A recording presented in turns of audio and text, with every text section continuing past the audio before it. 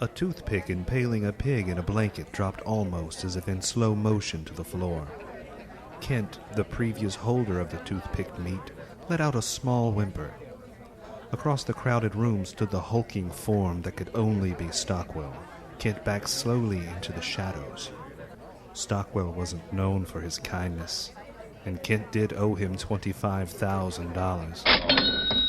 Using the milling party guests as cover, Kent nonchalantly crawled toward the nearest exit. He was in reach of the doorknob when he heard a voice above him. It was Rebecca. Kent, why are you on the floor? Did you lose a contact or something? Yeah, I think I left it out on the lawn. I'm gonna go check. Rebecca then yelled in a horrifyingly loud voice. Attention, everyone! Don't move! Kent lost a contact! At the sound of Kent's name, Stockwell reeled around, eyes blazing. Kent grimaced. Stockwell wasn't known for his compassion, and Kent did give Stockwell's sister chlamydia and an unwanted pregnancy. Kent! Stockwell screamed, and began flinging partygoers out of his path as he charged. Kent yelped and rushed for the door. Unfortunately, he had forgotten to stand up, and so only managed to wriggle a couple of feet before Stockwell was upon him. Just as he was about to jerk Kent to his feet, he tripped over one of the guests he had thrown and landed face first on the umbrella stand next to the door. Several chipped teeth flew from under the stand, and Stockwell roared in pain.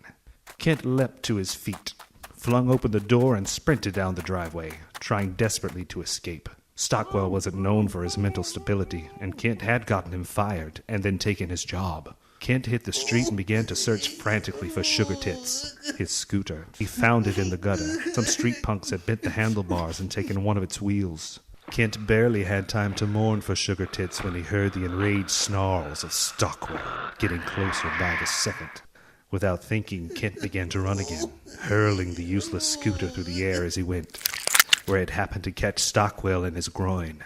Stockwell screamed like the very littlest of girls as he pulled the handlebar out of his genitals, where it had impaled him, and charged after Kent, leaving one of his testicles to swing lazily from the scooter's handbrake.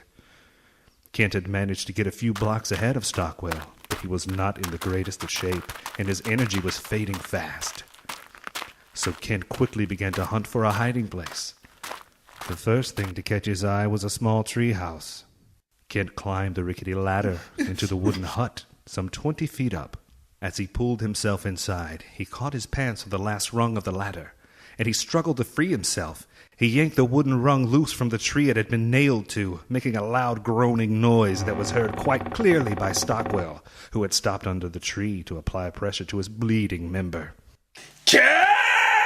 Stockwell shrieked, foaming at the mouth, and began to climb the ladder. Kent began to blubber and through teary eyes searched for another way out of his small wooden death trap, the ladder rung still caught in the cuff of his pants. Looking up, he noticed a small hole in the roof of the treehouse. It looked too small to fit through, but better to try the hole than to deal with Stockwell. Kent had actually crammed his upper torso through the small hole as Stockwell reached the top of the ladder and pulled himself in. Stockwell slowly converged on Kent's rapidly pumping legs, savoring the moment. Now within grabbing range, Stockwell judged the distance of Kent's thrashing legs and dodged them easily.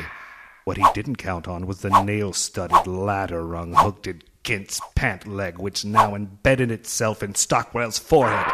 Stockwell uttered something incoherent and fell backwards out of the treehouse, landing on a tricycle. Kent was yanked from the hole of the roof, the ladder rung ripped free of his pant leg. Looking down at Stockwell, Kent decided to take a chance and run for it. He made his way down the ladder and ran, trying to put as much distance between him and Stockwell as possible. Stockwell was not known for control of his murderous rage, and Kent did sleep with Stockwell's wife and videotape it 11 times. Kent was on the run again, but his options were dwindling. He felt that his best bet would be to go anywhere with a lot of people. The fact that this whole debacle began at a party full of people seemed to slip his mind, so he headed directly for the Glatt Street Mall. Had Kent looked back, he would have heaved a sigh of relief, for Stockwell had lost a lot of ground since the treehouse, the main reason being the tricycle now appeared to be growing from the back of his pants. Still Stockwell ran on, the tricycle pedal digging a little deeper into his colon with each step he took, the ladder rung firmly fastened into his skull, and a ragged hole the exact diameter of a scooter handlebar a half-inch to the right of his fly. But Stockwell had no intention of stopping. He could see Kent, heading for the lights of the mall. Stockwell picked up speed, and then felt as if he had lost 20 pounds when the back wheel of the tricycle caught in the branches of a nearby bush, violently ripping the whole contraption from his insides. Kent, meanwhile, had made it inside the mall. Though it was crowded, it was also very bright, and Kent felt exposed. He ran into a clothing store in hopes of finding a disguise. He was in the middle of trying on his third dress when he heard the commotion coming from the middle of the mall. Several people were screaming, and more than a few were running away. It was Stockwell they were fleeing from, and one look at him turned Kent's blood cold. I wonder what the hell happened to him, Kent said, looking at the bleeding, haunched man-shape limping up the center of the mall. The bottom of Stockwell's face was covered in blood, ragged holes where his teeth had been. The back of his pants looked as if they had been blown out. Kent! Stockwell roared, slapping at the ladder rung hanging from his forehead in an attempt to see around it. Kent hid behind a mannequin, silently weeping. Stockwell wasn't known for his rationality, and Kent did kill and eat Stockwell's parents. They're great! Kent dashed from the clothing store, crying like a 3-year-old, ducking behind the passers-by. One old woman turned and saw him crouching behind her. Why are you on the floor? Did you lose a contact? No! Kent screamed, but it was too late. Stockwell had spotted him, and was shambling toward him with murder in his eyes, at least in the eye not covered by the ladder rung. Kent turned and ran into the stores of the mall, and this part of the tale is almost too gruesome to describe, except to say that Stockwell chased Kent through some places he just shouldn't have gone into, like Florentine's house of sharded glass, Bill's extra sharp fork and knife store, and not to mention Chip's already running chainsaw emporium. By the time Stockwell caught up with Kent, he didn't have a foot to stand on or a hand to grab him with.